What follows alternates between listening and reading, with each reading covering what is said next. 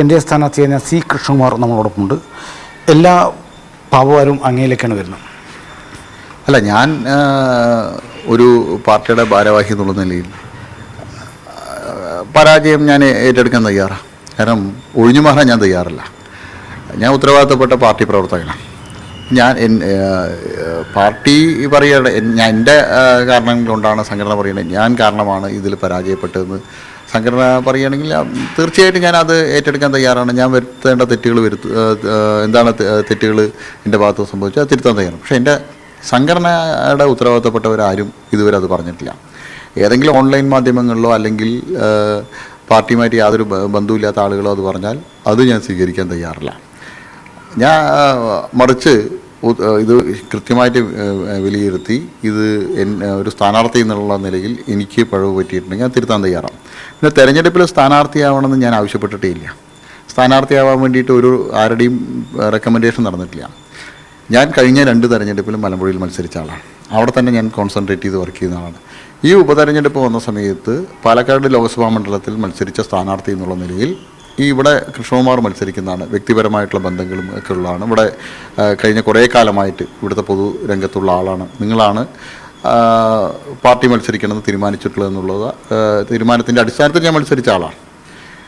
അതിനു മുമ്പ് തെരഞ്ഞെടുപ്പിൽ ആര് മത്സരിച്ചാലും ഇവിടെ വിജയിക്കാൻ ആവശ്യമായിട്ടുള്ള ഗ്രൗണ്ട് വർക്കുകൾ ഞങ്ങൾ ബൂത്ത് കമ്മിറ്റികളും മറ്റുമൊക്കെ നടത്തി അതിൻ്റെ പ്രവർത്തനങ്ങൾ ഉണ്ടായിരുന്നു. അല്ലാതെ ഒരു സ്ഥാനാർത്ഥിയാവാൻ അവസാന നിമിഷം വരെ ഞാൻ അതിനായിട്ട് ഒരു ശ്രമവും നടത്തിയിട്ടില്ല. അതിന് വേണ്ടിയിട്ട് ആരോടും റെക്കമെൻഡേഷനും പോയിട്ടില്ല. ഇവിടെ കുമ്മനം രാജശേഖരൻ വന്നൊരു സർവേ നടത്തുന്നത്, വ്യക്തിപരമായിട്ട് സർവേ, എല്ലാം തുറന്നു പറയാൻ പറ്റില്ല. പക്ഷേ ശോഭയുടെ പേരിനാണ് കൂടുതൽ പ്രാമുഖ്യം കിട്ടിയെന്നാണ് പറയുന്നത്. അത് ഞാനത് പാർട്ടിയുടെ ഇൻറ്റേർണൽ കാര്യമാണ്. അത് ഞാൻ പറയുന്നത് ശരിയല്ല. അത് ഞങ്ങൾ കോറിൽ ചർച്ച ചെയ്തതാണ്. എനിക്ക് കൃത്യമായിട്ട് ബോധ്യമുണ്ട് ആരുടെ പേരാണ് കൂടുതൽ വന്നതെന്നും ആരുടെ പേരാണ് ആരൊക്കെയുടെ പേരുകളാണ് ഡൽഹിക്ക് അയച്ചതെന്നും അവിടുന്ന് കേന്ദ്ര നേതൃത്വമാണ് തീരുമാനിച്ചതെന്നും ഇതൊന്നും ഞങ്ങൾക്ക് റോളില്ലാത്ത കാര്യമാണ്. ഇപ്പോൾ കൃഷ്ണകുമാറിന് യാതൊരു സ്വാധീനവും ചെലുത്താൻ പറ്റില്ല. കേന്ദ്ര പാർലമെൻ്ററി ബോർഡാണ് BJPയുടെ സ്ഥാനാർത്ഥിയെ തീരുമാനിക്കുക.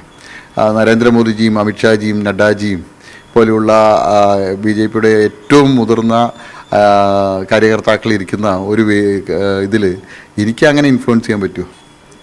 എനിക്ക് ഇൻഫ്ലുവൻസ് ചെയ്യാൻ പറ്റില്ലല്ലോ. കാരണം ഇപ്പോൾ K. സുരേന്ദ്രനെ ഞാൻ സ്വാധീനിച്ചു എന്നൊക്കെ പറഞ്ഞാൽ വിശ്വസിക്കാം. കാരണം വ്യക്തിപരമായിട്ട് ഞാൻ 89 തൊട്ടിട്ടുള്ളതാണ്.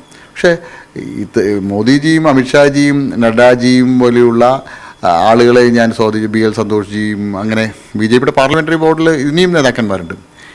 എന്നെ വ്യക്തിപരമായിട്ട് അറിയാത്ത ആളുകൾ പോലും ഉണ്ട്. അപ്പോൾ അവരെയൊക്കെ ഞാൻ സ്വാധീനിച്ചു എന്ന് പറഞ്ഞാൽ എങ്ങനെ പറ്റുക? പാർട്ടി സാധാരണ ദേശീയ നേതൃത്വം അവരുടേതായിട്ടുള്ള വിലയിരുത്തലുകളും മറ്റും നടത്തിയിട്ടാണ് ഒരു സ്ഥാനാർത്ഥിയെ കണ്ടെത്തുക. അതിൻ്റെ അടിസ്ഥാനത്തിലാണ് സ്ഥാനാർത്ഥിയാവാൻ പറഞ്ഞത്. ഞാൻ അവസാന നിമിഷം വരെ ഞാൻ സ്ഥാനാർത്ഥിയാവുമെന്ന് പ്രതീക്ഷിച്ച ആളല്ല. ഞാൻ അല്ലാതെ സ്ഥാനാർത്ഥി അല്ലെങ്കിലും ഇവിടെ പ്രവർത്തനങ്ങൾക്ക് നേതൃത്വം കൊടുക്കണം. ഞാൻ ജനിച്ചു വളർന്ന സ്ഥലമാണ്. ഞാൻ എൻ്റെ രാഷ്ട്രീയം ആരംഭിക്കുന്നത് പാലക്കാടിൻ്റെ മണ്ണിലാണ്. തെരഞ്ഞെടുപ്പിൽ ആദ്യമായിട്ട് മത്സരിക്കുന്നത് ഇവിടെ നഗരസഭാ കൗൺസിലറായിട്ട്. ഒരു 20 വർഷത്തെ നഗരസഭയിലെ ജനങ്ങളുമായിട്ട് ഏറ്റവും അടുത്ത ബന്ധമുണ്ട്. അപ്പോൾ ആ ബന്ധം ഉപയോഗിച്ചുകൊണ്ട് ആര് സ്ഥാനാർത്ഥിയായാലും അവരെ വിജയിപ്പിക്കാനുള്ള പ്രവർത്തനങ്ങൾ നടത്താൻ നേതൃത്വം കൊടുക്കാനാണ് ഞാൻ മാനസികമായിട്ട് തയ്യാറായിരുന്നത്. പക്ഷേ പാർട്ടി സ്ഥാനാർത്ഥിയാവാൻ പറഞ്ഞു. ഞാൻ അച്ചടക്കമുള്ള പ്രവർത്തകനാണ്. എനിക്ക് വ്യക്തിപരമായിട്ട് താല്പര്യമില്ലെങ്കിലും പാർട്ടി തീരുമാനം അംഗീകരിച്ച് സ്ഥാനാർത്ഥിയാവുന്നുള്ളത് എൻ്റെ ഉത്തരവാദിത്തമാണ്. ഞാൻ അതനുസരിച്ച് സ്ഥാനാർത്ഥിയായി. ആ സ്ഥാനാർത്ഥി എന്നുള്ള നിലയിൽ എൻ്റെ കഴിവിൻ്റെ പരമാവധി സമയവും എൻ്റെ പ്രയത്നവും ഞാൻ അതിനായിട്ട് വിനിയോഗിച്ചിട്ടുണ്ടെന്നാണ് എൻ്റെ ബോധ്യം. അതിൽ എന്തെങ്കിലും കുറവ് വന്നിട്ടുണ്ടെന്ന് പാർട്ടി പറയുകയാണെങ്കിൽ അതിൻ്റെ പേരിൽ എന്ത് നടപടികൾ ഏറ്റുവാങ്ങാനും തയ്യാറാണ്.